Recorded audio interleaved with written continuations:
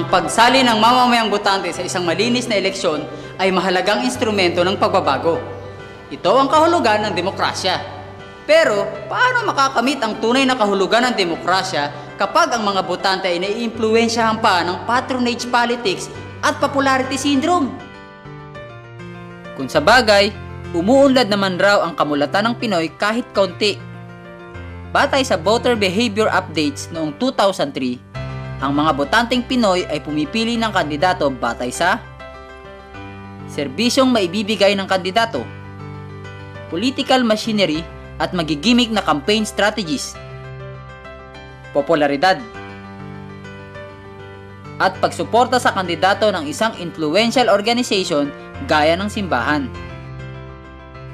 May ilan ding sektor na mas progresibo at maaasahan sa kanilang pagkilos at pagiging matapat sa kanilang konsyensya gaya ng kababaihan at kabataan.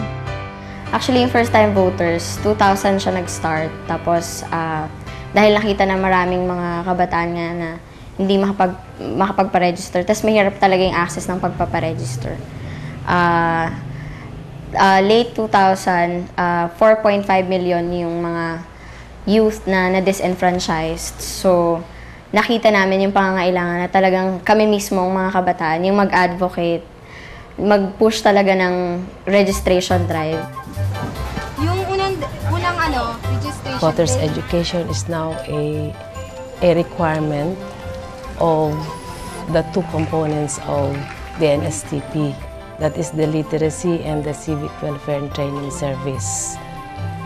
And aside from that, we felt that in our organization, we can really be an instrument in developing the youth to exercise their rights in suffrage and sovereignty. Ang pagboto ay isang paraan para mangibabaw ang katwiran at kagustuhan ng tao. Ang karapatang ito ay ginagarantiyahan ng ating konstitusyon. Pili natin kung sino yung talagang makikinig sa ating mga advocacies. Piliin natin kung sino talaga yung makikinig para sa ating mga karapatan. Bilang mga kabataan na tayo yung kinabukasan. Mahalaga ang papel ng kababaihan bilang botante. Pero ang kahalagahan niyan, masasalamin natin kung ito ay organisado, bulat at kolektibong bumoboto. Bilang karaniwang mamamayan, gusto kong alukin yung mga kapareho kong bumuboto na wag nilang ipagbili yung boto nila, piliin nila yung taong magtatrabaho para sa community at saka iisipin yung kapakanan ng tao, hindi yung kanyang sarili at mga ambisyon lang. Sa pamamagitan ng pagbibigay ng edukasyon sa mas progresibong mga sektor ng ating voting population, unti-unti nating mapapakilos ang mamamayan na ipaglaban ang karapatang bumoto bilang daan sa tunay na pagbabago. Magbantay tayo laban sa katiwalian at mismong makapagkampanya tungkol sa simpleng mga kandidato na nakikita natin na dapat ihalal natin sapagkat sila ang talagang kumakatawan sa interes ng taong bayan.